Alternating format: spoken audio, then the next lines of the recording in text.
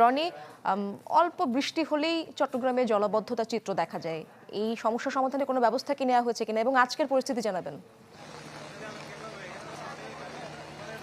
আসলে এই যে চট্টগ্রামের এই যে দুর্ভোগ, সেই দুর্ভোগটা আসলে দীর্ঘদিনের। সেই দুর্ভোগটি নিরসনে গত সরকারও আমরা দেখেছিলাম যে জলাবদ্ধতা নিরসনে নানা উদ্যোগ নেওয়া হয়েছিল, হাজার হাজার কোটি টাকা এখানে খরচ করা হয়েছিল, কিন্তু আসলে যে মানুষের যে দুর্ভোগ সেটি কিন্তু আসলে কোনোভাবেই যায়নি, সেটি কমেনি। যে কারণে আজকে আমরা দেখছি চট্টগ্রামের মানুষের বিভিন্ন জায়গায় যে জলাবদ্ধতা, যে সেই প্রবর্তকের মোড় থেকে শুরু করে 2 নম্বর গেট, জিসি এবং বিভিন্ন যে নির্মাঞ্চলগুলো রয়েছে, সেই নির্মাঞ্চলগুলো কিন্তু আসলে পানিতে তলিয়ে গেছে। আর মানুষের যে ভোগান্তি সেটি কিন্তু আসলে কোনোভাবেই কমছে না। আমরা যদি একটু আপনাকে ভোগান্তির চিত্রটি একটু দেখানোর চেষ্টা করছি, মানুষ কিভাবে যে আসছে আসলে আপনি দেখেন যে যেই পথটি দেখছেন সেই পথটি আসলে মূল সড়ক, সেই মূল সড়কের ওয়ার নিজাম রোড, সেই মূল সড়কের আসলে কোথাও আপনার বুক পর্যন্ত পানি আর কোথাও কোমর পর্যন্ত পানি।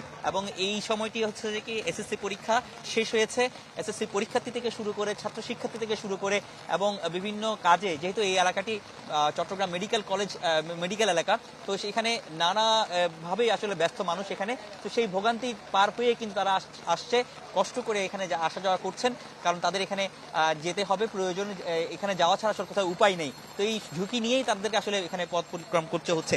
তো এটি আসলে একটি চরম ভোগান্তির একটি বিষয়। এবং আমরা যেটি দেখছি এখানে যে জলাবদ্ধতার জন্য যেটি হয়েছে সেটি হচ্ছে, যেখানে একটি কাজ চলছে, নালা সংস্কারের যে কাজ চলছে, সেখানে কিন্তু বিভিন্ন জায়গায় প্রতিবন্ধকতা দেওয়া হয়েছে। সেই প্রতিবন্ধকতার কারণেই এখানে পানি জমে গেছে এবং এই যে ধরনের ভোগান্তি আসলে সৃষ্টি হয়েছে। এখানে দোকানপাট থেকে শুরু করে বিভিন্ন যে প্রতিষ্ঠানগুলো রয়েছে বা যে ডায়াগনস্টিক সেন্টারগুলো রয়েছে, সেখানেও কিন্তু আসলে পানি ঢুকে গেছে।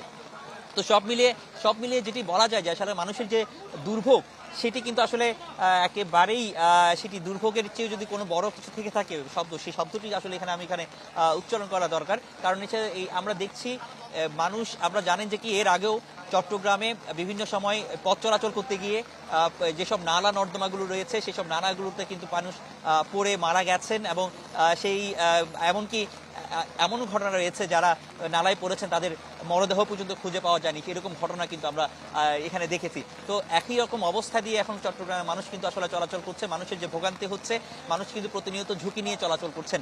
কিন্তু যে বিষয়টি আসলে তারা ক্ষোভের সাথে বলছেন যে এই দুর্ভোগ থেকে আসলে তারা কবে মুক্তি পাবেন। তাদের আসলে প্রতিটি মানুষের প্রতিটি যেই যারা এখানে আসছেন, যারা এই জনপ্রতিনিধি হচ্ছেন বা প্রত্যেকেই প্রতিশ্রুতি দিচ্ছেন, তাদের প্রথম প্রতিশ্রুতিটাই হচ্ছে জলাবদ্ধতা নিরসন। কিন্তু এই জলাবদ্ধতা নিরসন থেকে আসলে কোনোভাবেই মুক্ত হতে পারছেন না মানুষ, চট্টগ্রাম নগরী কোনোভাবে মুক্তি মিলছে না।